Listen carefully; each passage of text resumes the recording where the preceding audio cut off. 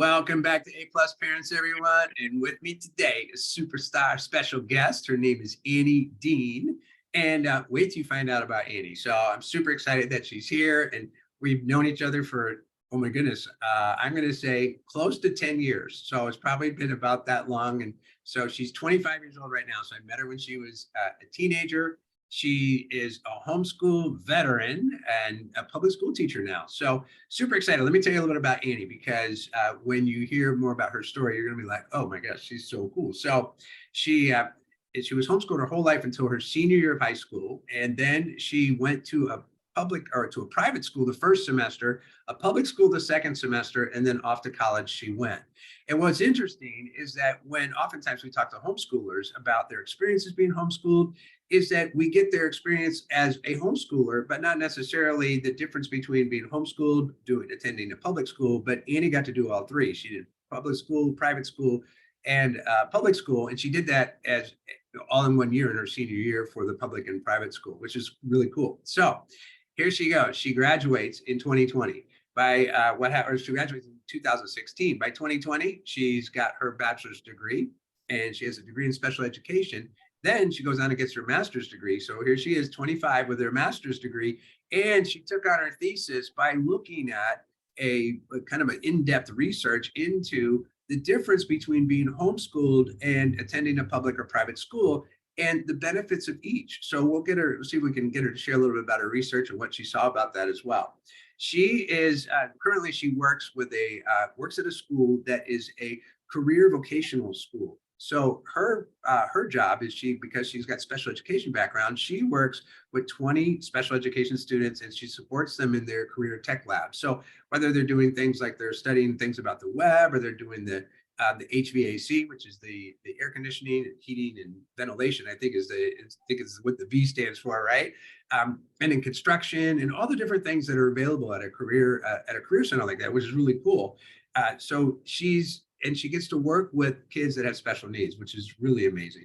So she is also very, very passionate about homeschooling, because she gets to travel from time to time with her mom and dad, who run the Great Homeschool Convention. So just super cool about Mary Jo and Brennan. If you know the Deans, they're just a really great family. So really cool. So she's on the road, which is how I got to meet her, by traveling to homeschool conventions when I first met her. And I'll tell a little story about Annie. So when it was, oh my gosh, you probably were 16, maybe 17. You were getting ready for SATs.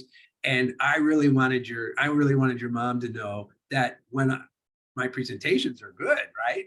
And I was new, and they were still trying to get to know me. So I said to Annie, I said, look, I'm going to give you $20 to come to my SAT prep class, and you can say whatever you want. If you like it, if you don't like it, whatever that is.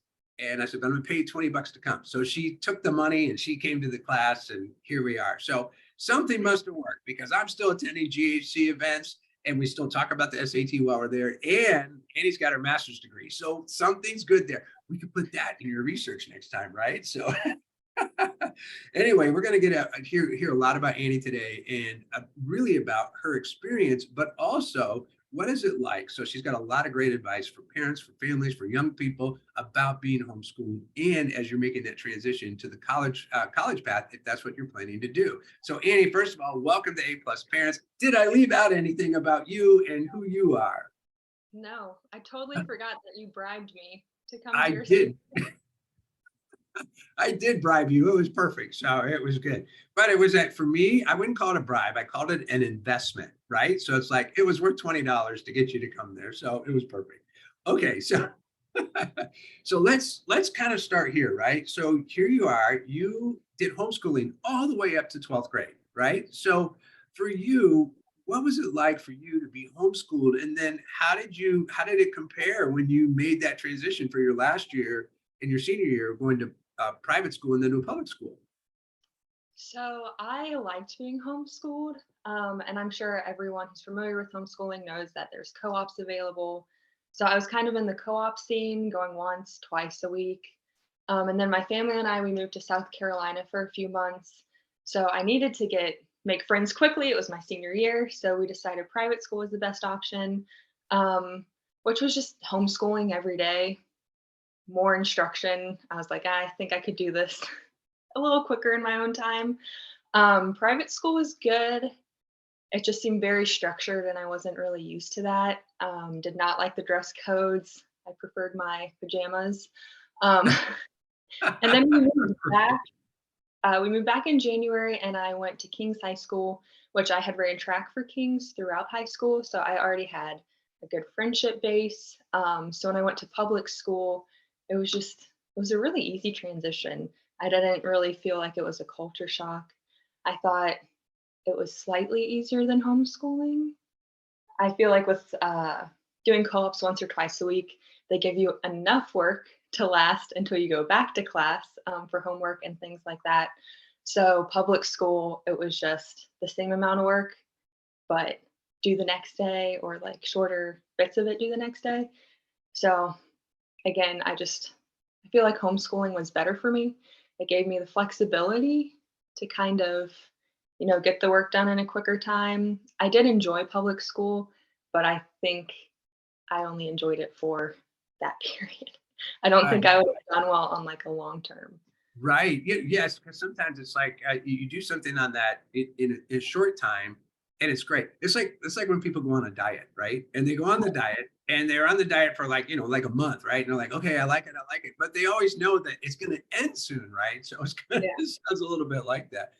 All right. Well, here you are, and you're finishing high school. And what's interesting is like I think back to when I first met you, and here you were, just teenager, kind of helping mom, dad, and I would always be like, well, so what are you going to do? And you always said you were going to be a teacher. Like from the first time I talked to you and got to meet you, it was just, I mean, and I'm a little blown away by that because oftentimes the teaching profession, to go into that as a profession, sometimes I think, why are you doing that to yourself? Right. So, because I know that's what I went through and that's where I started as well. But you really took on not only to be a teacher, but you chose a field in special ed that is really, it takes something to be a special education teacher. So, what made you choose that? Like, what made you decide to pursue that kind of a career, not only as a teacher, but specifically as a special education teacher? So growing up, this was actually my first paper I wrote for college. And what my paper I had to write for student teaching was kind of like your philosophy, why you want to teach. So my best friend Liz, she and I have been friends since kindergarten. She has a younger brother, Matthew. He has autism. So when we were growing up, I always saw that he just kind of was different, but he was still, the same. He still wanted to be included and be accepted and not seen for his disability.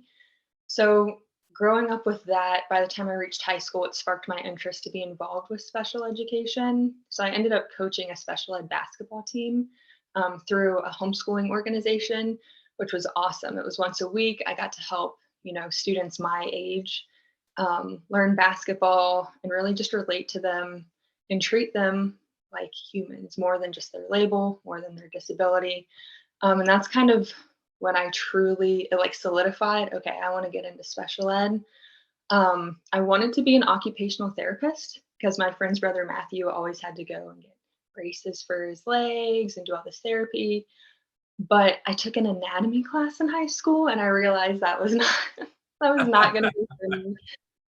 So then I just thought, let me why not teach? Because that gives me the opportunity now that I'm in a career tech school.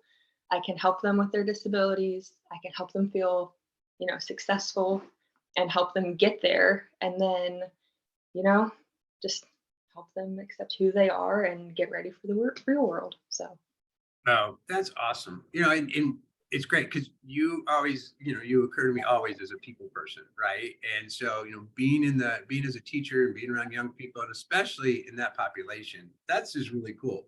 So let's back up just real quick because I don't want to step over this because I know people are already thinking, wait, you did your thesis on, looking at homeschooling versus public school or private school. We were talking right before we started the recording, and what was the big got out of doing that research for your thesis? What did you notice? What would you say, anything that you were surprised by when you were doing your research? so the research questions that I asked for this thesis focused around homeschooling, like what the aspects are of homeschooling, how do parental roles compare to traditional options, do students lack physical activity, can it be effective for students with ADHD? And then are students prepared for college? The biggest thing that kind of stood out was the lack of research. It wasn't really quantitative, so it was more qualitative, so less numbers, more like surveys, opinion based. But one of the biggest things that stood out to me was no matter if you're looking at a student with ADHD who is homeschooled or a student in college who is homeschooled, have they really are on the same playing level as their peers, if not slightly higher. But again, the research was very hesitant to say that was due to homeschooling. They couldn't really prove that that was a result of homeschooling, if that makes sense. Mhm. Gotcha. You got to wonder sometimes because homeschooling has, comes with, some, lack of a better word, bias, right? About, people have it's opinion, people, a lot of opinions about, is it good? Is it not good? And of course, when we hear about being, socialization, right? And anybody who's ever met you, it's like, okay, we can just put that one aside, right? Because you've had this opportunity to be around and at the events and being at the conventions and being around all the vendors and the young people and the parents and the families, you carry yourself extremely well. And here you are, we look at our own statistics and here you are as a homeschooled for 11 out of 12 years of your school career, and then finishing your bachelor's degree within that first 4 years that you went to school and got it all done, finish your master's degree. So, when you look and see, it's like, okay, we're on par or better. And I think that your research is actually pointing to, yeah, here's where we are and seeing, how it was. Did you notice when you were in college, so you did that last year of high school, right? But did you notice when being in college, was it more like being in a homeschool kind of environment? Because it's a little bit more like a co-op style, right? Like you do the class, you come back a few days later. Or did you find it was more like public school? What was your experience when you were in college? I think homeschooling prepared me for college because it gave me a sense of independency and responsibility. So, a lot of co-ops, the co-op I went to was twice a week. And when you get into the college setting, you're not in class every day. You might have one class one day a week or a couple times a week, and then you have the responsibility to get the work done, turn it in on time, study for exams. So, I think homeschooling really helped me get in that college mindset. So when I went to college, it wasn't anything that I wasn't used to. Of course, the work is harder, it's more rigorous, but the structure, I think homeschooling helped prepare me for that. Just because when you're in high school, you're used to class every single day and having shorter deadlines or lighter work to be due the next day. And it's just not structured like that in college. Right. Gotcha. Well, it always occurs to me that way as well. It's like, homeschooling is like if you attend a co-op, you're there, you're with a group, you're with your group, right? You've got your assignments and then you're on your own to get it done. And, in public school, you, you've got the next day. So it's kind of like, but to kind of plan your week out and manage your schedule, it takes something. So, all right. And then, we've got lots of young people and we've got lots of young people's parents that are listening right now and they're tuning in and they're thinking about that college track for kids, right? What advice do you have or what do you share with homeschoolers that are getting ready to go to college? What would you say? Hey, this is what you need. Well, I would make sure that they want to actually go to college. Um, I know that a lot of times college is seen as like the end all be all for students. And I think it's great. And I had to go for my teaching license, so there's no way around that. But just making sure it's something that you want to do, that you want to go and commit to a 4-year degree or however long your program is. But one thing that I recommend parents start doing is keeping their transcripts in order because I mean, you graduate from high school and they got your transcripts and they'll send them off. But in homeschooling, it kind of falls on the parents to have that transcript ready and making sure that it's up to par for colleges. So the first piece of advice would be to get your transcripts in order. For students, I recommend visiting the college. I actually stayed the night at a couple colleges when I was trying to determine which one I wanted to go to. So that was great. Shadow someone, ask all the questions. I recommend setting up your schedule kind of light the first half, like the first semester of your freshman year. just to kind of ease into it, adjust, especially if you're staying on campus. But with homeschooling and going to college, I just think asking questions. Because if you Mm. haven't been in another setting, it's going to be different. You're not going to, I adjusted well, but I don't think everyone will adjust well just because everyone's different. So the biggest thing is just to ask all the questions that you can about your program, campus, everything. All right, that's great. You said a couple things that I wish I would have thought to do that when I was getting ready to go to college, right? One was that, I went to college in my generation, right? Because I'm a couple years older than you, right? My generation, we grew up that's what you did, and I would ask my parents, what should I do in life? And all they would ever tell me is go to college. They didn't tell me what to major in.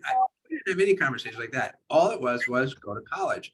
So I love the first part is that, you're looking at, is college for you, right? You can decide, make that decision. That's the first decision. Once you make that decision, then you did something else that I didn't do, which was go on campus and spend the night to kind of get the world of what the college campus is like, because sometimes college campuses may not fit with the way your lifestyle is, right? Or it's a perfect fit. And you kind of get to see what it's like and get that experience. And then it also lets you know, is that something you want to do? Do you want to live on campus? Do you not want to live on campus? You get that experience. And then asking questions, that's really, really, really awesome. And I think that's one of the things that for homeschoolers is that I think there's a lot more freedom to ask questions. I know when, I think back when I used to be a public school teacher, right? And, to have students ask questions, it was like pulling teeth, for their homeschoolers, man, they got questions all the time. They always want to know. They want, well, why is this and why is that? So I love that. I think homeschoolers just naturally are a little more, I think they have more freedom to be able to be willing to ask questions, where sometimes with public school, they don't feel necessarily that it's as safe to ask a question as it is as a homeschooler. So really, really cool. So great tips and great advice. All right. So being traveling with your parents and being able to be out and about, right? You're a believer, really, like you really look at parental rights in education, and now you're an educator and you get to see that world, like you're in that public domain now as a public school teacher, right? So, as a believer in parental rights in education, what is it that what makes you so, like, even as a public school teacher, because sometimes you're kind of steered away from that, right? But you're still standing strong for parental rights. So tell us a little bit about that.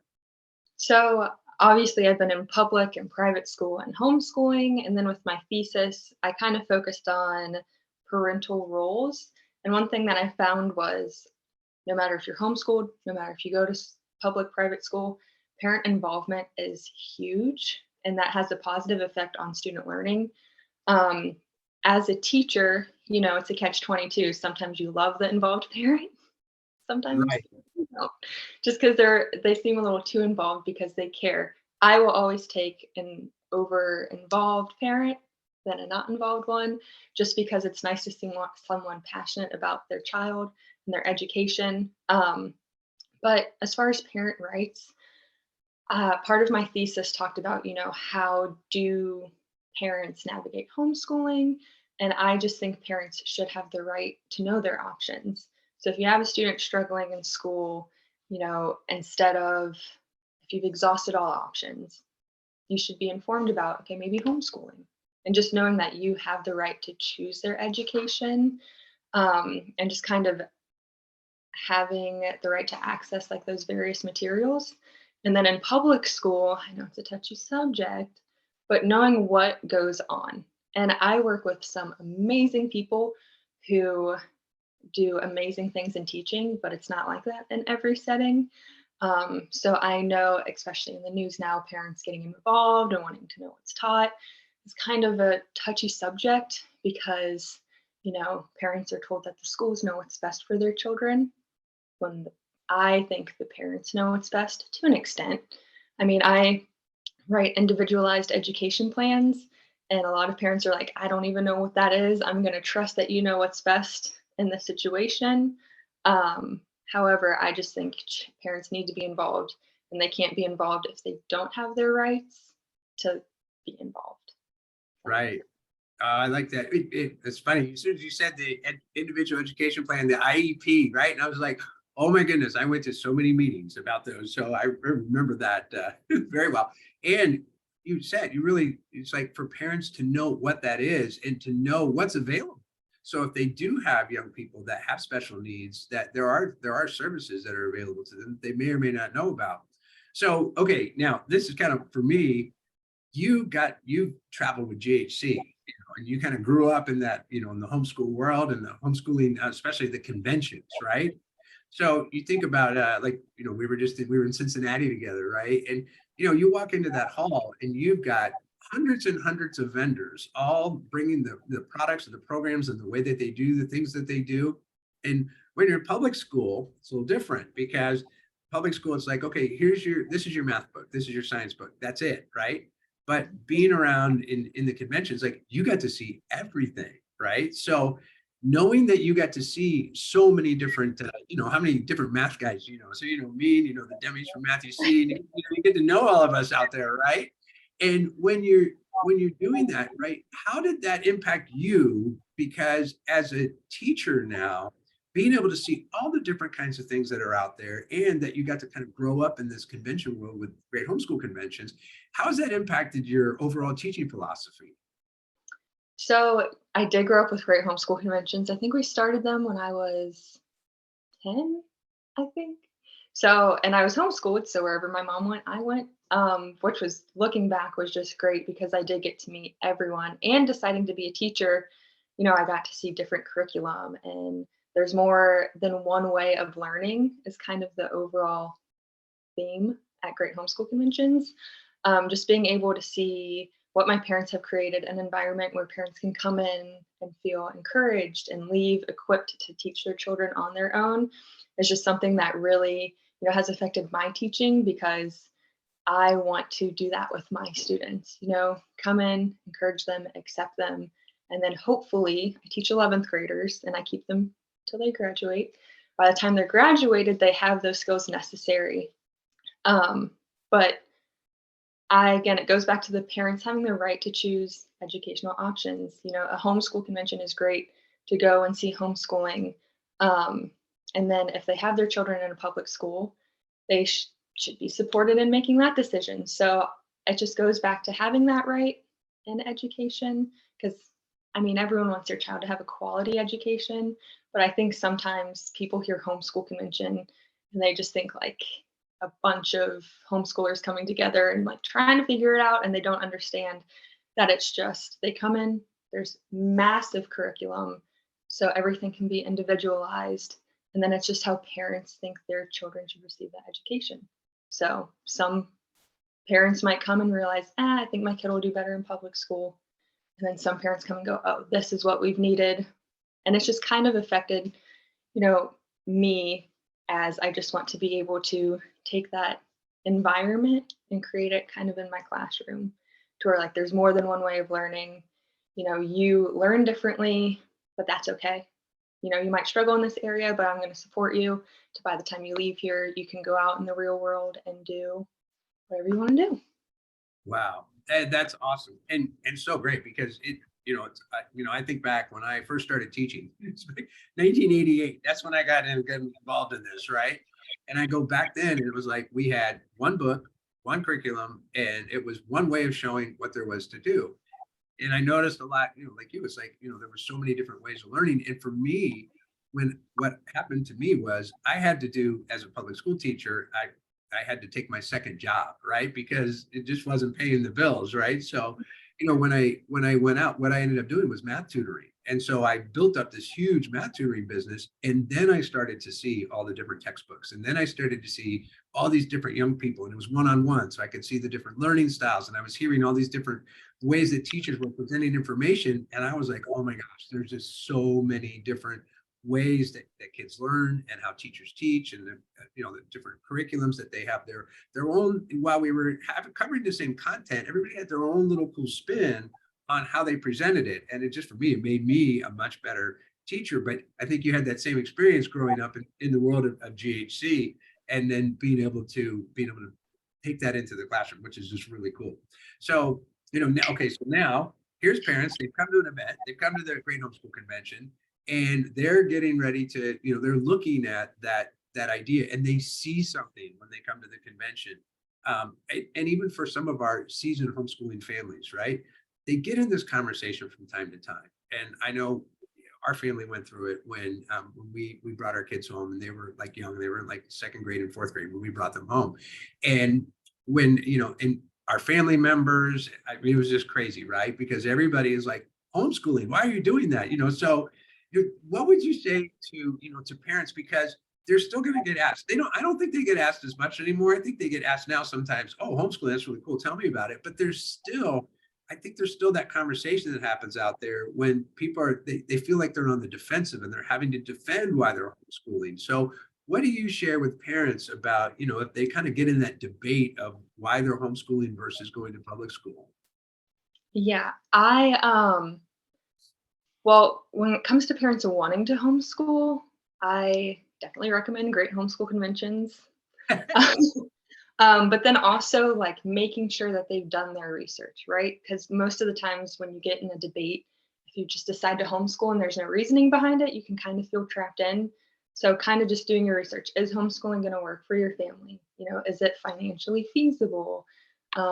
Is your heart in the right place to homeschool? I think that's the biggest thing. A lot of times, some parents decide to homeschool, but they don't really have their heart in the right place, which then causes challenges to, stay motivated to homeschooling and stay on track. So that's just kind of the things parents need to think about.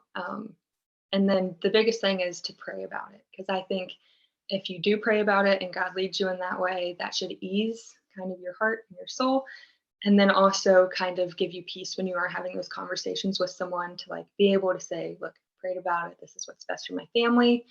But when they get in those debates, I've always said some parents probably shouldn't homeschool, just like some teachers probably shouldn't teach. So there Uh-huh. are, the rare occasions of some parents you're like, oh, they're homeschooling. That's interesting. And I think that's what sparks the debate between people. But then you hear all the teachers in the headlines and you're like, how did they teach for 25 years and just now get fired? Right. um, so the biggest thing is just, having your research, being able to have those conversations, knowing your child.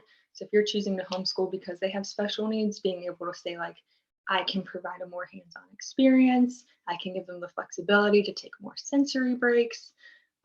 We've tried public school and it's not working out. Or if you just something you want to try and you feel like it's going to work for your family and your schedule, it's just kind of being able to defend it. So do your research, make sure you have all your ducks in a row, because a lot of people who are debating, you should go to public school, might not know a lot about homeschooling or are trying to catch you with a, oh, well, I don't know. We're just going to try it. So being able just to have those conversations with them. That's great. You pointed to something, and I hear lots of people say this. They come back to what's your why? Like, why are you doing this? And I think more times than when you say, like, I asked you, why are you going to be a teacher? Well, you knew. It was like you could tell me, right? And there was no changing your mind. That was what you were going to do, which is really great, because it's like that was awesome. And for me, when I hear someone's why, then I know that they've done those things. They've done their research. They've prayed. They've actually really sat down and they've like come together with what's the best thing for their family, what's the best thing for their children and for themselves too, because to be a homeschool family takes something. It really does take something, which kind of leads to when sometimes people they may not realize, on the parent side, what it takes to be a homeschool mom or dad. And a young person, what does it take to be a homeschooler themselves? So this is super, super cool. All right. So let's say that here we are and we're with the homeschool families, right? And we're looking in the homeschooling world, and there's things that will come up that everybody is still registered through their local school districts, right? So how much involvement do you think that homeschooling families should have with their local school districts? So I think that parents should still be involved with their community. I know in Ohio, at least, you don't have to go to school to participate in extracurriculars. So I ran track through at King's High School throughout my sophomore year to my senior year. And then my brother went to school part-time at King's so he could do sports. But then by the time I was that age, Ohio had passed this law, so it was really nice. But I think parents should be involved because homeschooling isn't always a forever option. Sometimes maybe you want to homeschool, K-3 and then have your child in public school, or maybe you've been in public school for 5 years and you want to pull your student out. You just have to be involved with your public schools just to know what's going on. So some, again, extracurriculars are huge. You got to be involved to know, okay, how do I go about this? Because you have, I think in Ohio, you have to prove that you take 5 classes to participate in extracurriculars. Mhm. Um, but you just need to know, like, are there various events? Okay, a lot of people have issues with homeschooling because they don't think their child will be socialized, right? So let's stay involved in the community. Oh, there's a book fair. Well, let's go to the book fair. Like, let's just be involved because laws may change. If you want to transition your kid to public school and high school, you just kind of need to know that process, but then also knowing what's going on in the school. So you might have in mind that your child's going to go to school in high school. You attend all these board meetings and then you go, I'm not sure I want that anymore. But now you have a plan and have time to adjust. So I think parent involvement should be, as much as possible. In my thesis, I kind of talked about how in an ideal world, the homeschool community, the public school community could kind of work together to share resources. Because if we are about educating children, then we need to make sure homeschool families have the best resources. Maybe their child struggles in math. Oh, well, Miss Dean at the high school tutors in math after school. Let's kind of plug you into that. And I think if we can build those relationships and get involved within the homeschool community and public school, then it's going to make transitions easier. But then there's not going to be such a stigma around homeschooling and being unsocialized. And that'll just kind of support homeschool students, but then give, public school families an outlet of maybe being more willing to trying homeschooling or being friends with homeschoolers and things like that. That's great. And I totally agree because being able to, stay up to, well, what's happening and what are the new trends and what does the school district say? This is what we need you to be doing. That that you are involved and you do see it. And I know I get the text messages, probably 2 or 3 times a week from our local school district that just tell us, what's happening and where they are. And sometimes for me, it's like, oh, that's really cool. They're doing that. And sometimes for me, it's like, oh my gosh, I'm so glad we're a homeschool family, right? So it's kind of like that. It helps me stay involved because it keeps me engaged in why we do what we do. And at the same time, we still know what's happening. So I think that's really awesome. All right, so here you are. You're teaching, and you've got these 11th graders about to be 12th graders. And how cool that you get to stay with them next year. Take them through graduation. Um, as we go, right, and I'll still see you at the conventions as we get out there and get going again.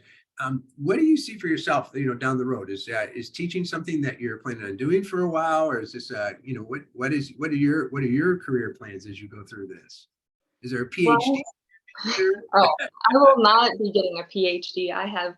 No, my master's was enough. I don't think I will go back for that. I do love teaching right now, so I, would love to stay teaching for a little bit. I've always said a dream of mine is to have my own business where adults with disabilities can come and work, kind of have that option after graduation that they have a place they can come and work and be independent and successful. But that's starting a business is a lot, especially in this economy.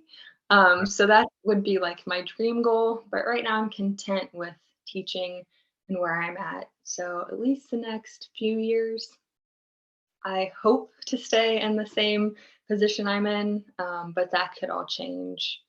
But we'll just Oh, have to I like see. that.